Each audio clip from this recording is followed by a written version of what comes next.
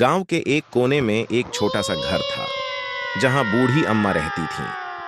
अम्मा के पास एक काली बिल्ली थी जिसे वे बहुत प्यार करती थीं। गांव वाले इस बिल्ली को अच्छे से नहीं देखते थे क्योंकि उन्हें लगता था कि इसमें कुछ अजीब बात थी। एक दिन गांव में एक अजीब सी घटना घटी। गांव के लोगों ने देखा कि बूढ़ी अम्मा की बिल्ली अचानक गायब हो गई है।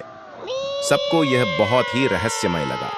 उसी रात गांव के लोगों ने देखा कि एक काली छाया उनके घरों के आसपास घूम रही है। सबको बहुत डर लगने लगा और उन्होंने सोचा कि यह जरूर कोई बुरी आत्मा है। गांव के मुखिया ने सबको इकट्ठा किया और बोला, हमें इस बुरी आत्मा को भगाना होगा। शायद यह बूढ़ी अम्मा की बिल्ली ही है जो अब डायन बन गई है। सबने मिलकर गांव के मंदिर में पूजा पाठ करना शुरू कर दिया। रात के समय जब सब लोग मंदिर में थे तभी एक जोरदार आवाज आई।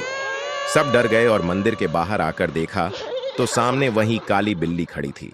उसकी आंखें लाल हो गई थीं और उसके मुंह से खून टपक रहा था। सबको समझ में आ गया कि यह बिल्ली अब डायन बन चुकी है। गांव वालों ने हिम्मत जुटाई और मिलकर उस बिल्ली को भगाने की कोशिश की।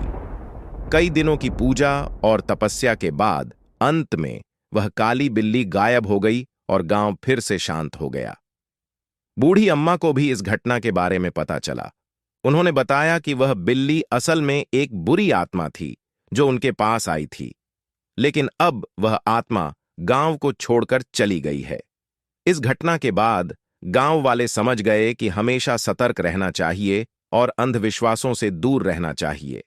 गांव फिर से पहले की तरह खुशहाल हो गया और सबने चैन की सांस ली।